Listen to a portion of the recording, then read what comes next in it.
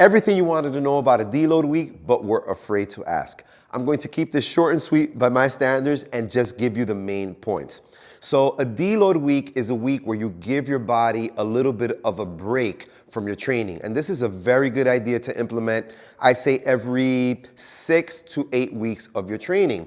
Most people don't know how to do this, and they just kind of train from one program to the other without really giving their body rest. And the reason why you want to give your body rest is, first and foremost, it's a good mental break, right? It's hard to kind of keep going ham all the time, week after week. So that's one. This is what I like to call least mode. Number two, your central nervous system needs a break as well. If, let's say, in week 1, you start squatting 100 pounds for 10 reps, and by the 8th week, you've worked up to, let's say, 125 or 130 pounds, that's pretty significant weight. It takes a toll on the nervous system, so you kind of have to back up a little bit so that you can super compensate and come back stronger for the following program.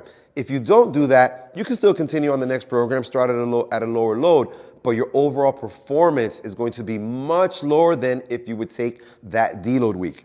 Research even shows that if you're following a sound training program, from one program to the next as a beginner, you can expect a 15 to 25% increase in performance. An intermediate lifter should expect about 5 to 15% increase in their performance. If you add a deload week, you can add an additional 5 to 8% to that already existing improvement just by taking a week of doing less volume. So the best way to implement it is to reduce your sets by about 40 to 60%. So again, in practical terms, if you're doing 4 sets, only do 2 or 3. If you're doing 10 reps, you'd only do maybe 4 to 6 reps, but you keep the weight the same. Another really important benefit of this is that your muscles get stronger at a much faster rate than your tendons and connective tissue do. So you're giving your tendons and connective tissue a chance to remodel and improve elasticity.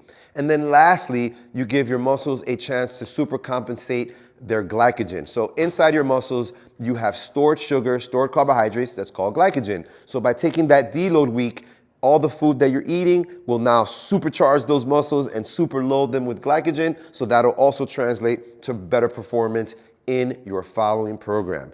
If you have any questions, please feel free to leave them in the comments. You can also DM me on Instagram or join my group, which I will always include in the comment section below. And as always, thank you for listening.